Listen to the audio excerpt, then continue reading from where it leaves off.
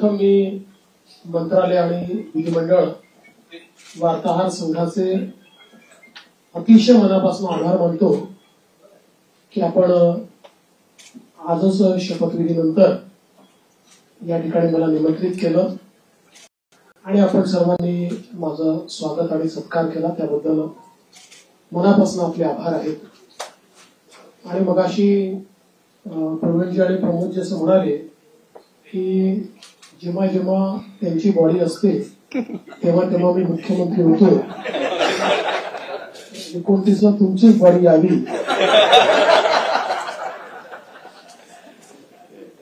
अशी शुभकामना मी तुम्हाला देतो. खरं म्हणजे आपला हा संघ राज्याच्या आपल्या संपूर्ण लोकशाही व्यवस्थेतला एक अत्यंत महत्वाचा स्तंभ आहे.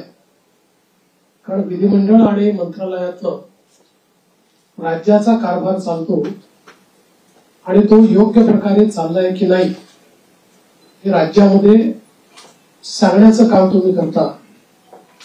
आणि जिथे काही चुका असतील त्या नजरेस आणून देतात, त्याच्यामुळे त्या चुका देखील सुधारता येतात. एखादी गोष्ट जी अतिशय जनोपयोगाची असेल ती जनतेपर्यंत पोहोचवण्याचा प्रयत्न देखील आपण करता. अर्थात कधी कधी एखादी गोष्ट आम्हालाही माहिती नसते आणि ती जनतेपर्यंत चालली जाते, मग लक्षात येतं की असं काहीतरी घडलेलं आहे आणि मग त्याचं फायर फायटिंग आम्हाला करावं लागतं. पण मला असं वाटतं की आपलं ते काम आहे आणि निश्चितपणे अतिशय चांगल्या प्रकारे आपण सर्व लोक ते करतात. गेली 2.5 वर्ष मुख्यमंत्री एकनाथराव शिंदेजींच्या नेतृत्वात आम्ही सरकार चालवलं आणि अतिशय गतिशील अशा प्रकारचे सरकार होतं. आज शपथविधीच्या निमित्ताने ज्यावेळेस आमची ऍडव्हर्टाइजमेंट चालली होती तर त्यात मला कोणीतरी विचारलं की महाराष्ट्र आता थांबणार नाही असं तुम्ही का म्हणताय.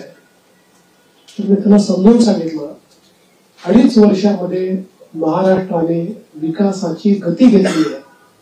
आता या गतीला आम्ही तसंच पुढे नेऊ. आता महाराष्ट्र थांबणार नाही, त्या गतीनं प्रगतीकडे महाराष्ट्र जाईल. आणि पायाभूत क्षेत्र असो, सामाजिक क्षेत्र असो, उद्योगाचं क्षेत्र असो, प्रत्येक क्षेत्रामध्ये महाराष्ट्र अग्रणी राहील असा विश्वास या निमित्ताने मी व्यक्त करतोय. खरं म्हणजे जरी आमचे रोल बदलले असले, मी 14ला मुख्यमंत्री होतो, शिंदे साहेब आमच्या सोबत होते, 19ला 72 तासांकरता का होईना पण मी आणि अजितदादा मुख्यमंत्री आणि उपमुख्यमंत्री होतो. मग मागच्या काळामध्ये शिंदे साहेब मुख्यमंत्री होते, मी उपमुख्यमंत्री होतो आणि अजितदादाही उपमुख्यमंत्री होते. आता पुन्हा मी मुख्यमंत्री आहे आणि शिंदे साहेब उपमुख्यमंत्री आहेत, अजितदादाही उपमुख्यमंत्री आहेत. रोल जरी आमचे बदलले असले तरी देखील दिशा तीच राहणार आहे, गती तीच राहणार आहे, समन्वय देखील तोच राहणार आहे.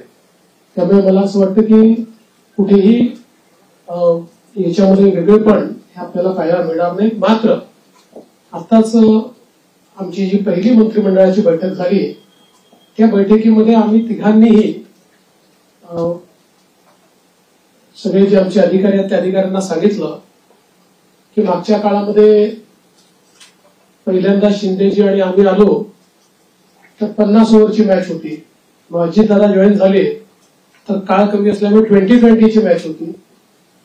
आता टेस्ट मॅच आहे, त्याच्यामुळे नीट योग्यपणे धोरणात्मक निर्णय घेत पुढची पायाभरणी योग्य प्रकारे करत आपल्याला राज्याला पुढे न्यायचं आहे. आणि मला विश्वास आहे की वेगवेगळ्या योजना आम्ही सुरू केलेल्या आहेत, वेगवेगळ्या पायाभूत गोष्टी आम्ही सुरू केल्या आहेत. मग इरिगेशन मधले नदीजोड प्रकल्प असतील किंवा ऊर्जा क्षेत्रामध्ये 16,000 मेगावॅटचे सौर ऊर्जेचे प्रकल्प असतील की ज्यातनं शेतकऱ्यांना दिवसा वीज मिळणार आहे, किंवा सामाजिक क्षेत्रातले लाडकी बहीण सारखे प्रकल्प असतील, मुलींच्या जी पूर्वी आम्ही 50% फी द्यायचो त्याच्याऐवजी 100% फी देण्याचा आमचा निर्णय असेल, असे हे जे वेगवेगळे निर्णय आहेत हे निर्णय पुढे सुरूच ठेवायचे आहेत.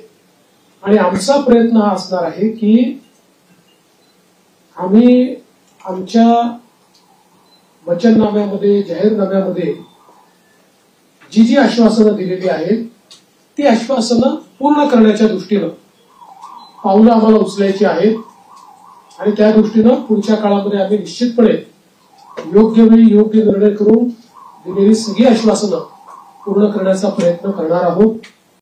मी या निमित्ताने महाराष्ट्रातल्या जनतेला आश्वासित करू इच्छितो की एक लोकाभिमुख सरकार, सर्व समाजाला सोबत घेऊन चालणारं सरकार हे महाराष्ट्राला पुढच्याही काळात पाहायला मिळेल.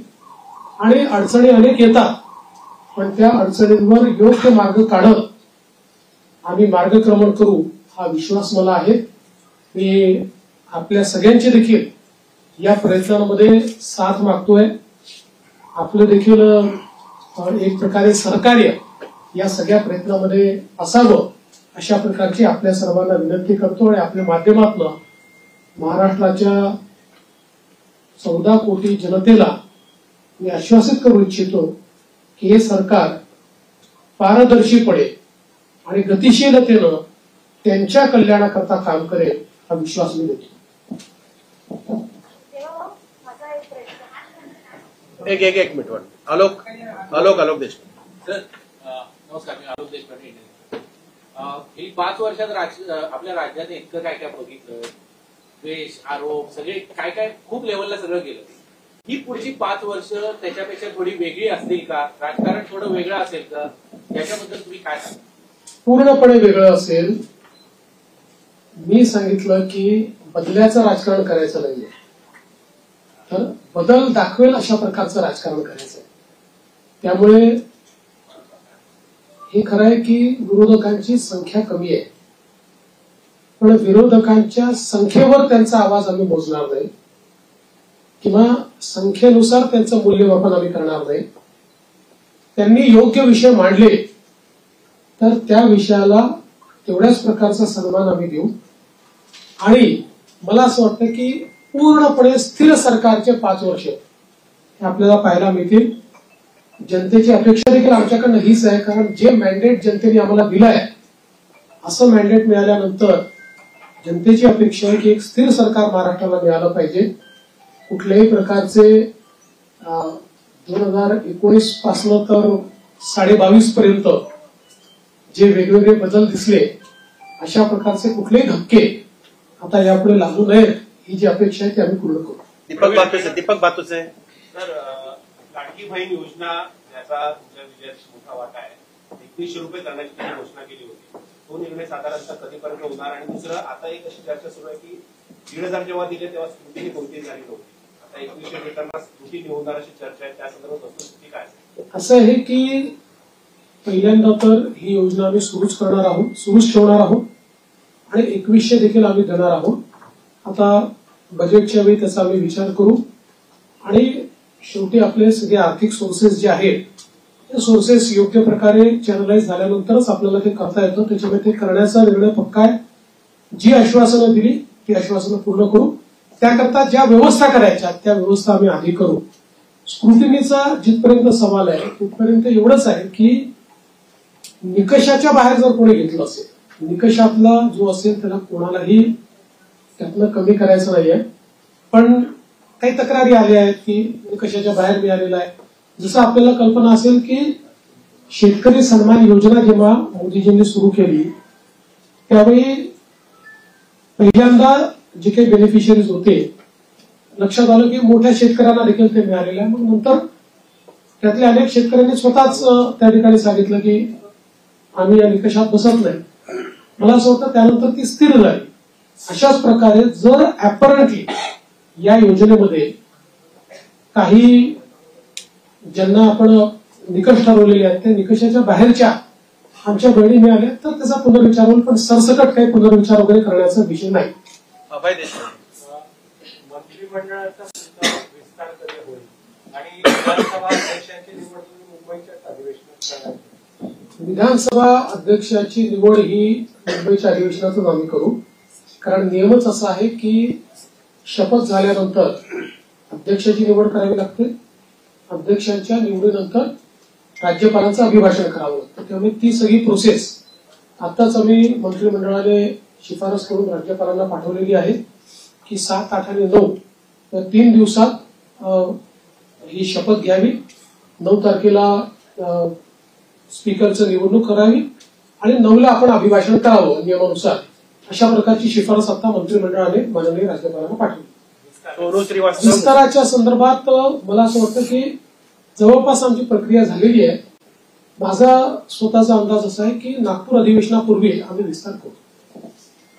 सोनू श्रीवास्तव. सोनू श्रीवास्तव. मेरा सवाल है कि सब कुछ अच्छा चल रहा था तो इतना डिले क्यों हो गया और पोर्टफोलियो बढ़ने में कहाँ दिक्कत थी कि आज भी मनोबल करना पड़ा? देखिए, ऐसा कोई डिले है ऐसा मैं नहीं मानता. इससे पहले भी 2004 में करीब 12-13 दिन का डिले हुआ था. 2009 में भी करीब 9 दिन का डिले था. तो कई बार हम लोगों को ये समझ लेना पड़ेगा कि कोएलिशन की गवर्नमेंट होती है तो उसमें बहुत निर्णय करने पड़ते हैं. एक पार्टी की सरकार होती है तो निर्णय एक ही पार्टी को करना है. कोएलिशन की गवर्नमेंट में बहुत बड़े पैमाने पर कंसल्टेशन करना पड़ता है. वो कंसल्टेशन हमने किया है. करीब करीब हमारे नंबर्स भी हमने फ्रीज किए हैं. वो कितने अभी हम नहीं बताएंगे, वो पार्टियां बताएंगी, इसलिए मुझे पूछूंगा. और पोर्टफोलियो को भी अभी हम लोगों ने करीब करीब फाइनलाइज किया है. कुछ थोड़ा बचा है उसमें, वो भी कर लेंगे. तो मुझे लगता है कि अब हमारे सामने जो प्रश्न थे वो प्रश्न धीरे धीरे समाप्त हो. प्रवीण राऊत. सीएम साहेब, मागील महायुतीच्या सरकारमध्ये तिन्ही पक्ष होते. त्या तिन्ही पक्षाकडे जे विभाग होते तेच विभाग राहणार की त्याच्यामध्ये काही बदल होणार? थोडे बहुत बदल होऊ शकतात. फार बदल होतील असं नाही. थोडे बहुत बदल होतील. धर्मेंद्र जोरे. धर्मेंद्र जोरे. नमस्कार सर. पूर्वीच्या 2014 आणि 19 वेळी आपलं जे शेड्यूल आहे ते आपल्या फ्लॅगशिप प्रोग्रामसाठी रचलं जातं. यावेळी तुमच्या डोक्यात काही अशी कल्पना आहे की मागच्या वेळी तुम्ही एक कायद्याची हमी दिली होती. आज मला आत्मविश्वास आहे की तुमच्या डोक्यात काही काही असेल त्याची जर आज तुम्हाला घोषणा करायची असेल तर आम्हाला सांगा, तर उद्यापासून आम्हाला काहीतरी काही गोष्टी आहेत डोक्यात. पण अजून माझ्या दोन्ही कन्सल्टेशन मित्रांची कन्सल्टेशन बाकी आहे. पण आता माझा फोकस जो आहे ना तो या ज्या काही महत्वाच्या योजना आहेत, जसं नदी जोड प्रकल्प, याचं काम सुरू झालं पाहिजे याच्यावर माझा भर असणार आहे. सौर ऊर्जेचे प्रकल्प आपण घेतले आहेत ज्याच्यामध्ये आता रोजची डिलिव्हरी सुरू झाली. आता 60 मेगावॅट तयार झाले, 100 मेगावॅट अजून तयार होत आहेत. कुठल्याही परिस्थितीमध्ये 2026 पर्यंत 16,000 मेगावॅटचे प्रकल्प पूर्ण करायचे आहेत. त्यामुळे ही जी कामं ऑलरेडी हातात घेतली की जी शाश्वत विकासाची कामं आहेत, ज्यातनं शेतकऱ्याचं कल्याण होणार आहे, राज्याचं कल्याण होणार आहे. हे आणि यातला प्रत्येक प्रकल्प असा आहे की ज्याचा नीट फॉलोअप करावा लागतो. नुसते आपण टेंडर घेऊन टाकल्याने होत नाही. अडथळे येतात, ते अडथळे दूर करावे लागतात. त्यामुळे मागच्या काळातली जी आमची एक वॉररूमची पद्धत होती, माननीय शिंदे साहेबांनी देखील ती सुरू ठेवली होती, पण ती अधिक इफेक्टिव्ह कशी करता येईल असा माझा प्रयत्न असणार आहे की ज्यातनं किमान जे फ्लॅगशिप कार्यक्रम आहेत त्यांच्याकरता आपल्याला ही वॉररूमची अधिक त्याचा उपयोग कसा करता येईल. जलयुक्त शिवार सारखी योजना जी पुन्हा आम्ही गेल्या 2.5 वर्षामध्ये त्याला बळकटीकरण केलेलं आहे, या योजनेला अधिक वेगाने आपल्याला कसं करता येईल याचा प्रयत्न माझा असणार आहे. त्यामुळे एकूणच ज्याला आपण मूलभूत अशा प्रकारचे जे निर्णय असतात त्या निर्णयावर अधिक भर द्यायचा माझा प्रयत्न असतो. दिनेश मौर्या. मौर्या. 5 साल आपके संघर्ष परिश्रम के रहे और आज जब आप सिग्नेचर कर रहे थे तो किन भावों से गुजर रहे थे उस बारे में बताइए. एक दूसरा फिजिकल डिसिप्लिन बहुत जरूरी हो इस कार्यकाल में, तो उस चुनौती से निपटने के लिए क्या चाहिए आप? देखिए, मैंने आज जो पहली सिग्नेचर की है वो हमारा जो मुख्यमंत्री आरोग्य सेवा का कक्ष है, उस कक्ष में एक कैंसर रुग्ण को बोन मैरो ट्रांसप्लांट के लिए 5 लाख रुपए मुख्यमंत्री सहायता निधि से देने का निर्णय मैंने किया है. पहली साइन वो मैंने की हुई है. और यहाँ पर हालांकि मेरा अनुभव बहुत है और पिछले 10 सालों से 2.5 साल में विपक्ष का नेता रहा, लेकिन 7.5 साल में सरकार में रहा, तो सरकार का अनुभव भी बहुत है। किंतु जिस प्रकार का मैंडेट इस समय मिला है, मैं ऐसा मानता हूं कि निश्चित रूप से उस मैंडेट का एक प्रेशर, जनता के प्यार का एक प्रेशर हमारे पर है और मैं उसको महसूस करता हूं कि जब अपेक्षाएं बड़ी होती है तो चुनौती भी बड़ी होती है, क्योंकि लोग आपसे अपेक्षा कर रहे हैं, तो निश्चित रूप से उसका प्रेशर मुझ पर है। और जहां तक फिस्कल डिसिप्लिन का सवाल है, तो निश्चित रूप से उसके ऊपर हमको काम करना ही पड़ेगा, क्योंकि हमने बहुत महत्वाकांक्षी योजना की है। देखिए क्या होता है कि नॉर्मली आप सोशल सेक्टर में और इंफ्रास्ट्रक्चर सेक्टर में, दोनों सेक्टर में एक साथ काम करते हैं, लेकिन सोशल सेक्टर का स्पेंडिंग ये हम लोगों ने 4 गुना 5 गुना बढ़ाया है, जो मैं ऐसा मानता हूं कि इकोनॉमिक्स में इसको गलत नहीं माना जाता है, क्योंकि इसका भी एक अपना रिटर्न होता है। इसके सोशल रिटर्न भी होते हैं, इसके इकोनॉमिक रिटर्न भी होते हैं, लेकिन उसका प्रेशर जरूर बजट के ऊपर आता है। तो उस बजट को बैलेंस करना ये हमारा काम होगा, हम उसको करेंगे। सदानंद खोपकर.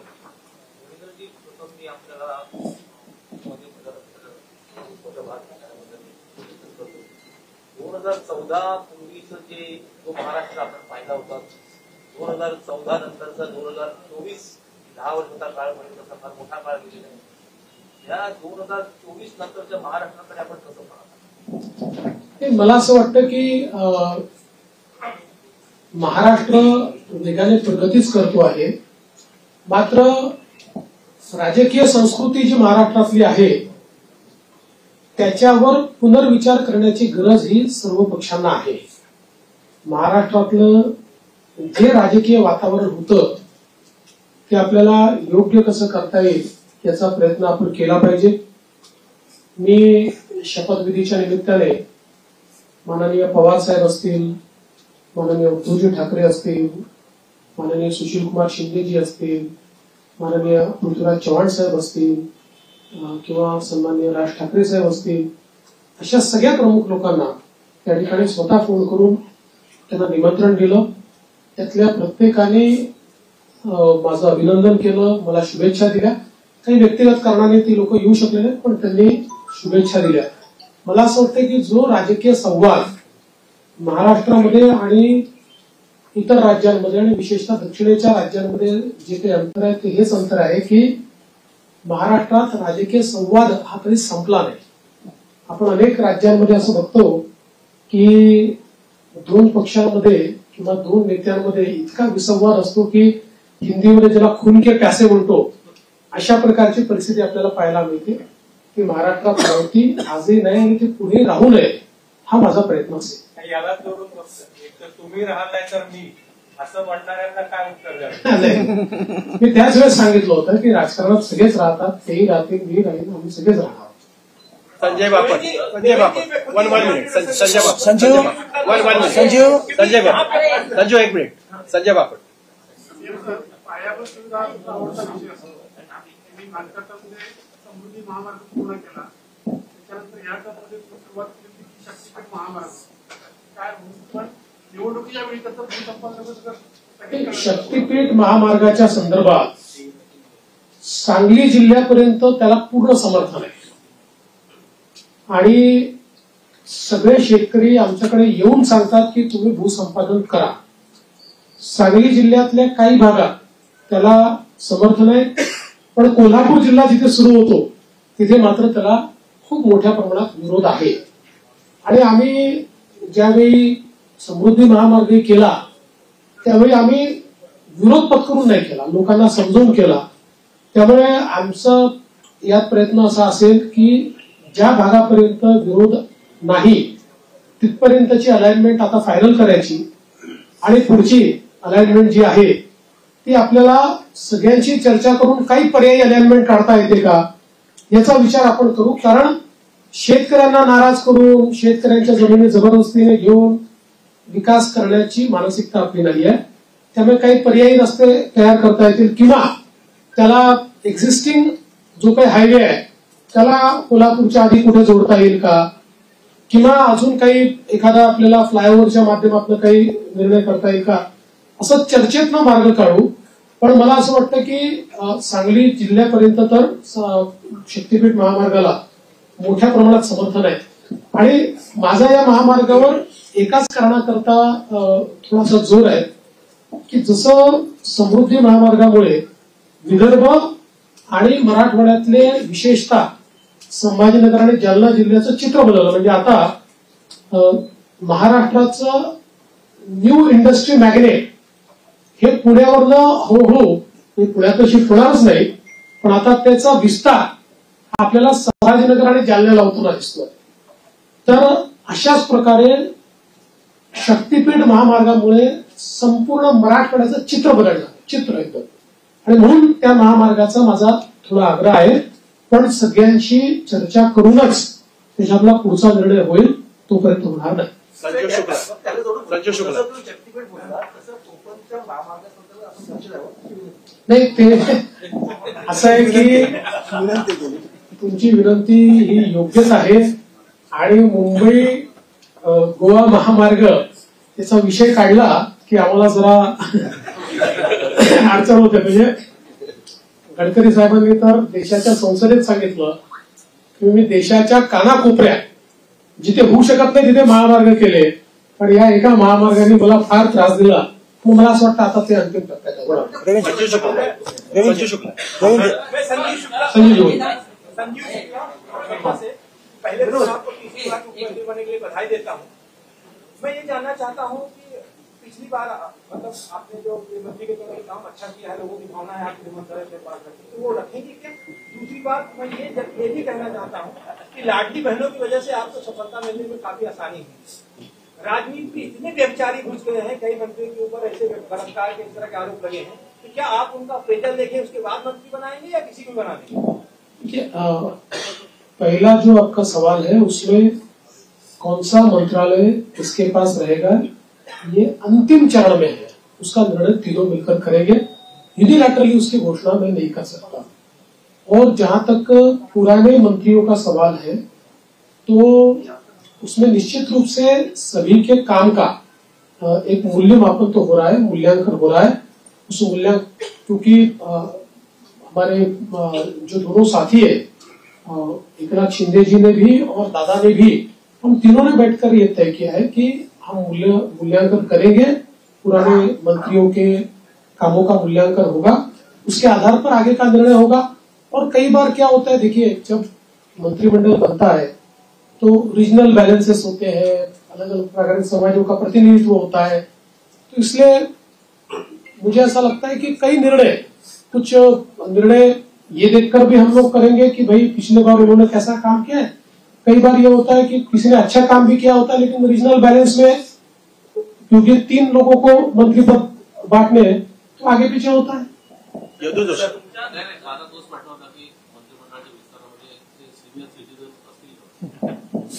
कोणी सिनियर सिटीजन नाही आहे. तुम्ही हे लक्षात ठेवा, राजकारणामध्ये जोपर्यंत जनता ठरवत नाही तोपर्यंत कोणी म्हातारे होत नाही, कोणी रिटायरी होत नाही. विनोद जगताप. सर, मेरा सवाल ये है कि नई इंडस्ट्री लाने के लिए क्या प्रयास होंगे? और पिछले 2.5 साल में आपने देखा होगा कि विपक्ष हमेशा ये चिल्लाता रहा है कि सारे उद्योग गुजरात जा रहे हैं.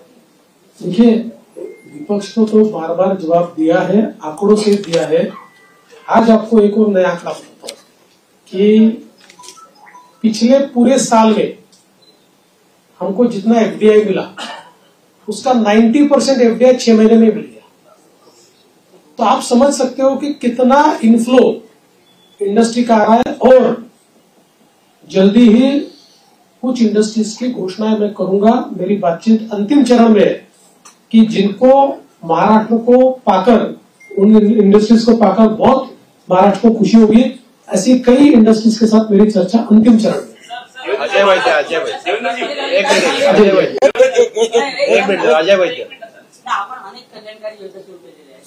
प्रश्न असा असतो की त्याची जी अंमलबजावणी त्यावर अनेक असं बघायला मिळतं की काही जे पात्र असतात पण त्यांना म्हणजे काही तांत्रिक कारणामुळे किंवा नीट माहिती नसल्यामुळे त्याचा लाभ मिळत नाही. म्हणजे जर 100% पैकी 70% लोकांना मिळाला, पात्र असून 30% जे मिळत नाही त्यांच्यामुळे ती योजना टिकाऊ होते. तर ह्याची जी अंमलबजावणी जी आहे त्याच्यासाठी एक मॉनिटरिंग सिस्टीम अशी तुम्ही आता म्हणाल की तुम्ही काही सजेशन द्या म्हणून मी सजेशन देतो. नाही, चांगलं आहे. आपण कराल का तुम्ही असं मॉनिटरिंग सिस्टीम असावी की त्याचं एक स्वतंत्र खातं निर्माण करावं, त्याला एक कॅबिनेट दर्जाचे मंत्री असावे, त्यांना सगळ्या खात्यांना ऍक्सेस असावा आणि त्यामुळे त्यांनी त्याचं मॉनिटरिंग केलं काय तर ह्या योजना खरोखर लोकांना प्रत्यक्ष लाभ होऊ शकेल. आणि माझं एक सजेशन असं आहे की शिंदे साहेबांनी या सगळ्या याच्यात जो हे केलेलं आहे ते शिंदे साहेबांकडे हे काम सोपवलं तर ते चांगलं होऊ शकेल आणि त्यांना सगळे अधिकार द्यावे करायचं आणि या खात्याला शिवशाही खातं असं नाव द्यावं अशी माझी. आपली सूचना चांगली आहे. मला असं वाटतं की याच्यामध्ये फायनान्शियल मॉनिटरिंग हे सीएजीच्या थ्रू होतं. सोशल ऑडिट करता आपल्याकडे कुठली यंत्रणा नाही. या योजनांचं केवळ आपण फायनान्शियल ऑडिट करतो सीएजीच्या माध्यमातून. निश्चितपणे फ्लॅगशिप ज्या योजना आहेत याच्या सोशल ऑडिटची देखील काही व्यवस्था आम्ही उभी करू. सुरेंद्र गांगर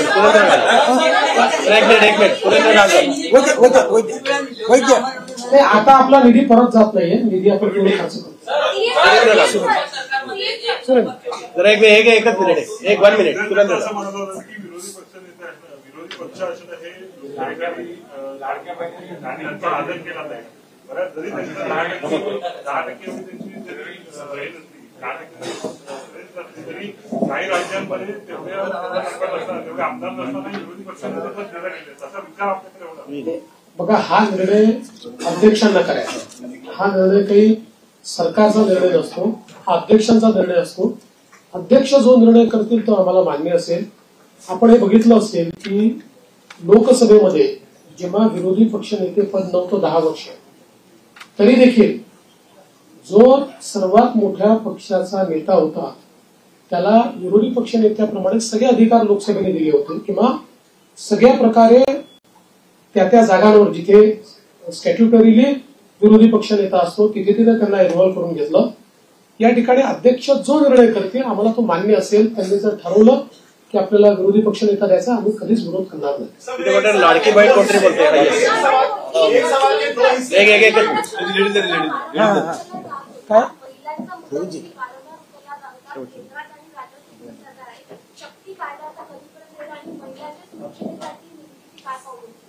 बघा, शक्ती कायद्याच्या संदर्भात प्रॉब्लेम असा झाला की शक्ती कायदा आपला गेल्यानंतर दरम्यानच्या काळामध्ये वेगवेगळ्या डिपार्टमेंटला तो गेला. कारण आपला कायदा हा केंद्राच्या अनेक कायद्यांवर अधिक्षेप करणारा होता आणि त्याचसोबत काही तरतुदी आपल्या ज्या होत्या त्या संदर्भात काही विसंगत निर्णय, म्हणजे त्यापेक्षा वेगळे निर्णय, विसंगत म्हणजे वेगळे निर्णय हे सुप्रीम कोर्टाने दिले होते. म्हणून तो कायदा त्या ठिकाणी चर्चेमध्ये होता. दरम्यानच्या काळामध्ये केंद्र सरकारने 3 नवीन कायदे तयार केले आणि या 3 नवीन कायद्यांमधल्या त्यांनी ज्या तरतुदी केल्या जवळपास आपण ज्या तरतुदी केलेल्या आहेत तशा तरतुदी त्या कायद्यांमध्ये आहेत आणि आता पुन्हा त्या कायद्याशी आपल्या काही तरतुदी विसंगत होत आहेत. त्यामुळे आता केंद्र सरकारशी त्या संदर्भात चर्चा करावी लागेल. जसं आपण बघितलं असेल तर आता या नवीन कायद्यांमध्ये एक इंडिपेंडंट चॅप्टर हा रेपवर तयार झालेला आहे. फाशीपर्यंतची शिक्षा जी आधीच्या कायद्यांमध्ये नव्हती ती आता या नवीन ज्या आपण जी न्यायसंहिता केलेली आहे त्याच्यामध्ये ठेवलेली आहे. त्यामुळे आता या संदर्भात एकदा केंद्र सरकारशी चर्चा करून आवश्यक असेल तर कदाचित आपल्या कायद्यांमध्ये बदल करावा लागेल. प्रसाद पाटील 1 मिनिट. प्रसाद पाटील एक 1 मिनिट. प्रसाद पाटील एक सवाल प्रश्नाचं उत्तर देऊन फक्त एवढं विचारलं, गृह खातं कोणाला कुठल्या पक्षाकडे राहील आणि अर्थ खातं कुठल्या पक्षाकडे राहील? आता आम्ही तिघं मिळून ठरवू. आम्ही आता तिघं मिळून सरकार, त्यामुळे सरकारकडे राहील आणि सरकार चालेल. एबीपी माझा एकनाथ शिंदेची शेवटच्या टप्प्यापर्यंत नाराजी आपल्याला पाहायला मिळत होती. नेमकं कारण काय स्पष्ट झालंय का आणि गृह खातं खरंच त्यांच्याकडे जाणार आहे का? मी तुम्हाला 100% सांगतो त्यांची बिलकुल नाराजी नव्हती. मी स्वतः त्यांना भेटलो होतो. त्यांची कुठलीही नाराजी त्याच्यामध्ये नव्हती. नाराजीच्या बातम्या जास्त चालल्या पण कुठली नाराजी नव्हती. उलट मी विनंती केल्यानंतर त्यांनी तात्काळ ते स्वीकार केलं. मी त्यांना विनंती केली की मी म्हटलं मागच्या काळात जेव्हा मला उपमुख्यमंत्री मला सांगितलं तेव्हा मला असं वाटत होतं की मी मुख्यमंत्री आहे तर मी उपमुख्यमंत्री होऊ नये, पण मला नंतर लक्षात आलं की जेव्हा अशा प्रकारचं अलायन्सचं सरकार असतं त्यावेळी प्रमुख व्यक्ती जर सरकारमध्ये नसला तर पक्ष आणि सरकार या दोघांचा समन्वय राहत नाही आणि त्यामुळे त्यांनी ते मान्य केलं.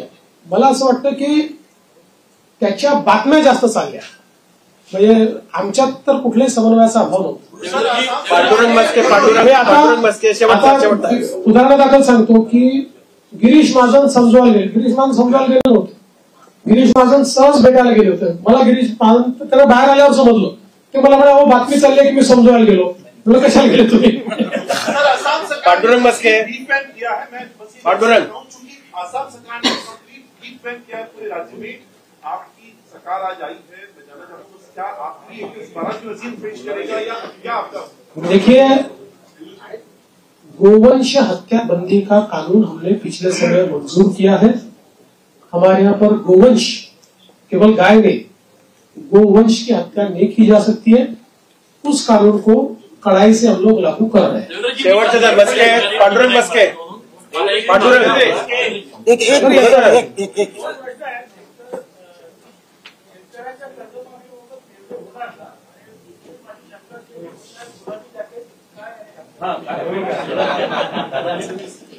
दादांनी शिवून दिलं.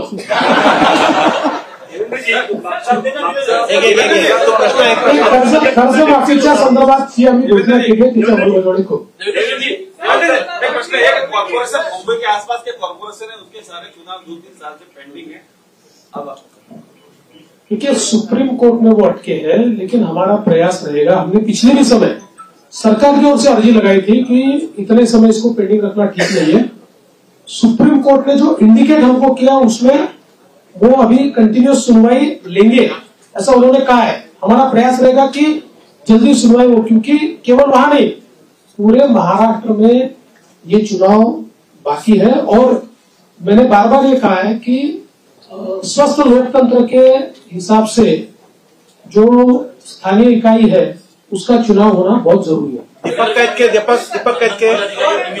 शेवटचा प्रश्न दीपक कैतके. प्रश्न असा आहे की आपला राजकीय संपूर्ण संघटनाचा सगळा संघर्षाचा प्रवास आम्ही बघितला, कव्हर पण केला. आज ज्यावेळेला आपण शपथविधीच्या वेळेला शपथ घेत होता त्यावेळेला नेमकी आपल्या मनात काय भावना होती, कारण काय नेमकं काय वाटतं? मी एवढंच सांगू शकतो की आपल्या सगळ्यांना साईबाबांनी एक मंत्र दिलेला आहे, श्रद्धा आणि सबुरी. शेवटचा प्रश्न प्रेमानंद एक 1 मिनिट. बरं ना या निवडणुकीतील लोकसभेला घातला. तुम्ही सांगितलं पहिल्या कॅबिनेटमध्ये धनगरांना प्रश्न मार्गी लावणार. आता काय ठोस निर्णय होणार आहे?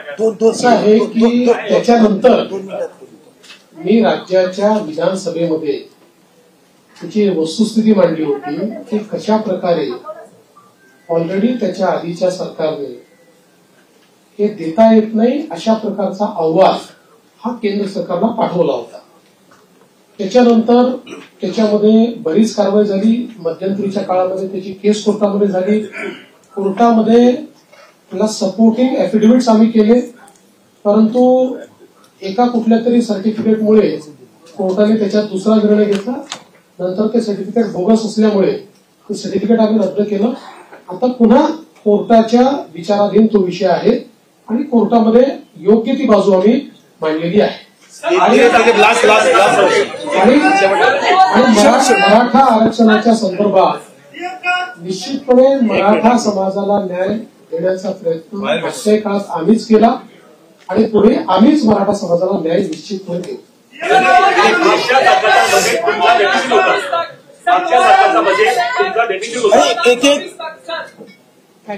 सर 2019 से लेकर 2024 तक खासकर लॉ एंड ऑर्डर को लेकर आपको हमेशा गृह मंत्रालय आपके पास था, विरोधी पक्ष आपको टारगेट करता रहा.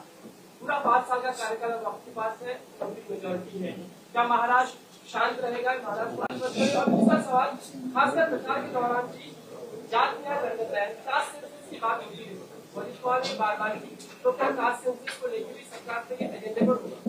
से जुड़ा हुआ एक सवाल है, ये पत्रकारों के लिए आपने कानून बनाया था, लेकिन उसका अभी तक नोटिफिकेशन नहीं निकला है, उसको लेकर आप क्या सोच रहे हैं? पहला आपने क्या कहा था? देखो उनके उसमें मैं भूल गया। ऐसा है कि कोई भी गृह मंत्री बने तब भी उसको ये सारी चीजें सुननी पड़ती है, टीका होती है। गृह मंत्रालय ही ऐसा है कि जिसमें आपको धन्यवाद कम मिलते हैं, गाली ज्यादा मिलती है, लेकिन बावजूद उसके कन्विक्शन के साथ आपको ये मंत्रालय संभालना पड़ता है। मैंने कन्विक्शन के साथ उसको संभाला और मैं इतना ही आपको कहता हूं कि इस कार्यकाल में भी हमारी सरकार गृह मंत्रालय के माध्यम से महाराष्ट्र में कानून व्यवस्था अच्छी रहे, महाराष्ट्र के लोगों को सुरक्षित लगे, इस प्रकार के सारे उपाय करेंगे।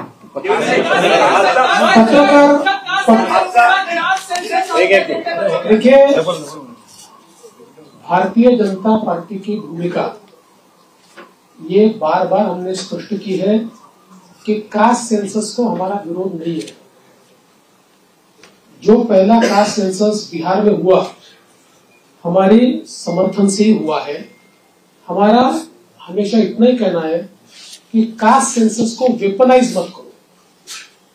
कास्ट सेंसस का वेपन के रूप में अगर उपयोग किया तो जो माइक्रो समाज है, संख्या में कम समाज है, विशेष रूप से माइक्रो ओबीसीज है, इनके ऊपर उसका अन्याय हो सकता है। इसलिए कास्ट सेंसस अगर करना है तो उसका पहले क्या हमको उसमें से पाना है ये हमने तय करना चाहिए, उस प्रकार से उसको करना चाहिए।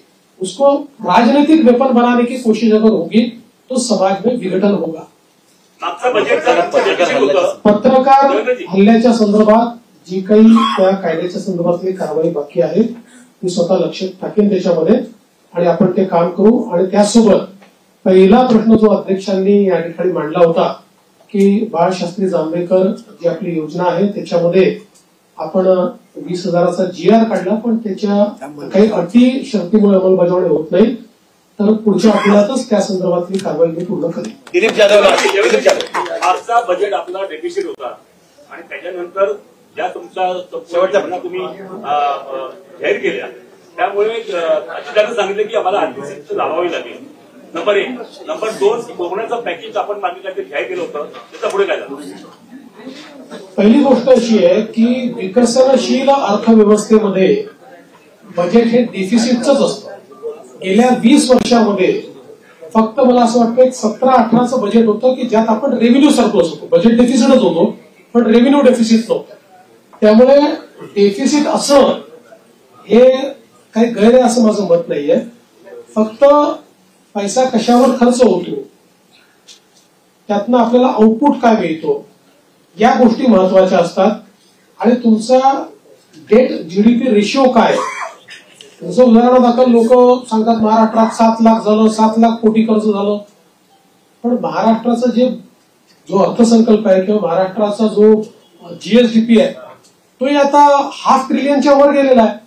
त्याच्यामुळे त्याच्याशी जेव्हा तुम्ही कम्पेअर करता त्यावेळी इतर राज्यांच्या तुलनेमध्ये महाराष्ट्र हा आपल्याला चांगलाच दिसतो। अर्थात आता ज्या कल्याणकारी योजना आम्ही घेतलेल्या आहेत त्याचा 2-3% भार हा पुन्हा ऋणभार म्हणून त्या ठिकाणी आम्हाला पडणार आहे, पण त्याचवेळी त्यातनं जे सोशल बेनिफिट मिळेल आणि कॅस्केडिंग त्यातनं जे इकॉनॉमिक बेनिफिट मिळेल त्यातनं पुढच्या 3-4 वर्षामध्ये आम्ही त्याची भरपाई करू शकू। म्हणून मला असं वाटतं की फार याची चिंता करू नये की डेफिसिट आहे, याची चिंता केली पाहिजे की डेफिसिट कशामुळे होत आहे। जो पैसा चाललाय तो सामाजिक क्षेत्रात किंवा इन्फ्रास्ट्रक्चरच्या क्षेत्रात योग्य वापरला जातोय की नाही तो प्रयत्न आम्ही करू।